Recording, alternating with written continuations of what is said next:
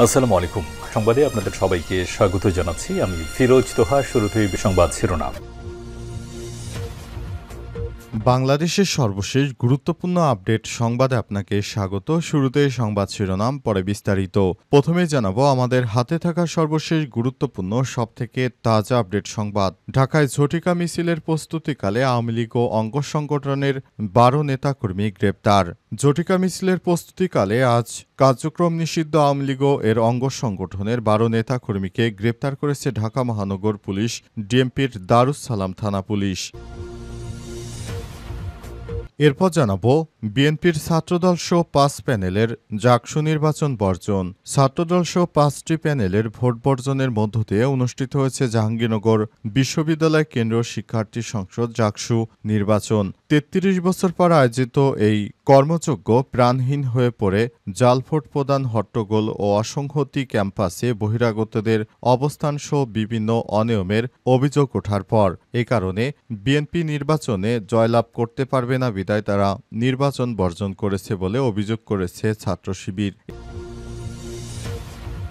এদিকে মতপার্থক্য থাকবে নির্বাচন ফেব্রুয়ারিতেই বললেন প্রেস সচিব। প্রধান উপদেষ্টা প্রেস সচিব শফিকুল আলম বলেছেন, রাজনৈতিক দলে মতপার্থক্য থাকবেই, না হলে ভিন্ন দল কেন? আপনি যদি আমার মতোই হবেন তাহলে তা আপনি আমার দলই করবেন। সেজন্য রাজনৈতিক দলের মধ্যে ভিন্নমত থাকবেই, কিন্তু আমরা আবারও বলছি ফেব্রুয়ারির ১৫ তারিখের মধ্যেই নির্বাচন অনুষ্ঠিত হবে। এদিকে ঢাকায় ঝটিকা মিছিলের প্রস্তুতিকালে আওয়ামী লীগের অঙ্গ সংগঠনের ১২ নেতাকর্মী গ্রেপ্তার। রাজধানীতে ঝটিকা মিছিলের জন্য প্রস্তুতি নিচ্ছিলেন আওয়ামী লীগের নেতাকর্মীরা। এ সময় পুলিশ অভিযান চালিয়ে ১২ জনকে আটক করেছে। আজ ডিএমপির কমিশনার বিষয়টি নিশ্চিত করেছেন। এবং সর্বশেষ জানাবো সেই বিচারপতির পদত্যাগপত্র গ্রহণ। হাইকোর্টের বিচারপতি মোহাম্মদ আখতারুজ্জামানের পদত্যাগপত্র গ্রহণ করেছে রাষ্ট্রপতি শাহাবুদ্দিন চুপ্পু। আজ গণসংযোগ কর্মকর্তা মোহাম্মদ শফিকুল ইসলাম বিষয়টি নিশ্চিত করেছেন। তিনি বলেন, গত ৭ই সেপ্টেম্বর বিচারপতি মোহাম্মদ আখতারুজ্জামানের পদত্যাগপত্র গ্রহণ করেছে রাষ্ট্রপতি। এর আগে বিচারপতি আখতারুজ্জামান ৩১ আগস্ট রাষ্ট্রপতির কাছে পদত্যাগপত্র পাঠান। আজ ১২ সেপ্টেম্বর বিষয়টি নিশ্চিত করেছে হাইকোর্ট। বিচারপতি আখতারুজ্জামান জেলা জজ থাকাকালীন জিয়া অরফানেজ ট্রাস্ট মামলায় বিএনপির চেয়ারপারসন খালেদা জিয়াকে সাজা দিয়েছিলেন। প্রিয় দর্শক, এতক্ষণ শুনছিলেন সংবাদ শিরোনাম, এবারে বিস্তারিত। তবে তার আগে বন্ধুরা অনুরোধ থাকবে এই সংবাদটিতে একটি লাইক দিন। এই চ্যানেলে আপনি নতুন হয়ে থাকলে আমাদের সংবাদটি দেখতে দেখতে চ্যানেলটি সাবস্ক্রাইব করে রাখুন। কমেন্ট করে বন্ধুরা আপনার মূল্যবান মতামত জানিয়ে দিন আপনি বিশ্বের কোন দেশ থেকে বা বাংলাদেশের কোন স্থান থেকে আমাদের সংবাদটি দেখছেন এবং শুনছেন। আর বন্ধুরা, এই সংবাদটি আপনার সোশ্যাল মিডিয়া ফেসবুকে শেয়ার করে বন্ধুদেরও দেখার সুযোগ করে দিন। কমেন্টের মাধ্যমে আপনার মূল্যবান মতামত জানিয়ে দেওয়ার পাশাপাশি জানিয়ে দিন আপনি বাংলাদেশ থেকে বা বিশ্বের কোন দেশ থেকে আমাদের সঙ্গে কানেক্টেড রয়েছেন। এবারে বিস্তারিত। জাকসু নির্বাচন ১৭ হলের কেন্দ্রে ভোট গণনা শেষ। জাহাঙ্গীরনগর বিশ্ববিদ্যালয় কেন্দ্রীয় শিক্ষার্থী সংসদ জাকসু নির্বাচনে হল সংসদের ভোট গণনা চলছে। ভোট গ্রহণ শেষ হওয়ার ১৭ ঘণ্টা পর ১৭টি হল সংসদের ভোট গণনা শেষ হয়েছে। শুক্রবার দুপুর ১২টার দিকে নির্বাচন কমিশনারের কার্যালয় থেকেই তথ্য জানা গেছে। জাহাঙ্গীরনগর বিশ্ববিদ্যালয়ে মোট হল রয়েছে ২১টি। এর মধ্যে ছেলেদের ১১টি, মেয়েদের ১০টি এবং বাকি ৪টি হলের গণনা এখনও চলমান।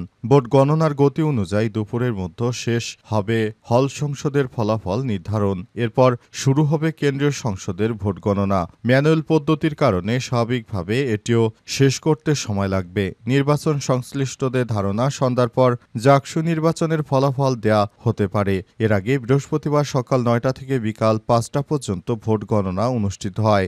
OMR পদ্ধতিতে গণনার কথা থাকলেও ছাত্রদল সহ কয়েকটি প্যানেলের আপত্তিতে তা ম্যানুয়ালি করা হয়েছে। জাকসু নির্বাচনের ফলাফল ঘোষণা আজ বিকাল ৪টার মধ্যেই দেয়া হতে পারে, এমনটাই জানিয়েছেন নির্বাচন কমিশনার। এছাড়াও অন্যান্য যারা প্রার্থী রয়েছেন তারা এই নির্বাচনটিকে সুষ্ঠুভাবে পরিচালনা করার জন্য তারাও ব্যাপকভাবে প্রস্তুতি গ্রহণ করেছেন। এই নির্বাচনের মাধ্যমে একটি অন্তর্বিভক্তিমূলক সমস্যার সমাধান হয়েছে। ছাত্রদলসহ ৫ প্যানেলের জাকসু নির্বাচন বর্জন।